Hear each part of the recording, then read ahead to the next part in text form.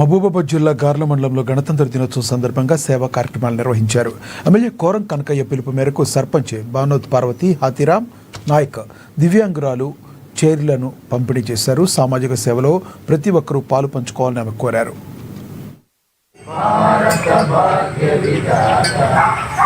77వ గణతంత్ర దినోత్సవ శుభాకాంక్షలు తెలియజేస్తా ఉన్నాను.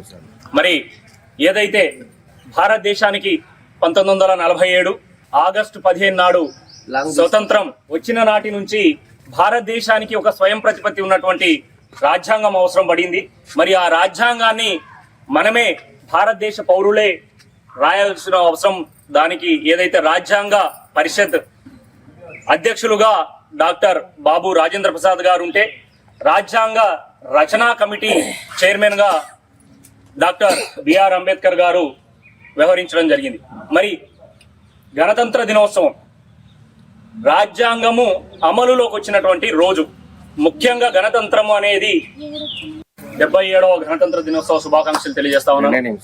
మరి ఏదైతే భారతదేశానికి 1947 ఆగస్టు 15 నాడు స్వతంత్రం వచ్చిన నాటి నుంచి భారతదేశానికి ఒక స్వయం ప్రతిపత్తి ఉన్నటువంటి రాజ్యాంగం అవసరం పడింది.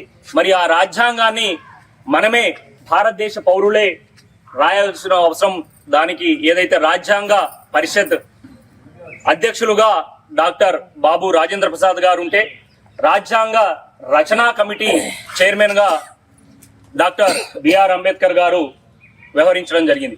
మరి గణతంత్ర దినోత్సవం రాజ్యాంగము అమలులోకి వచ్చినటువంటి రోజు. ముఖ్యంగా గణతంత్రము అనేది 77వ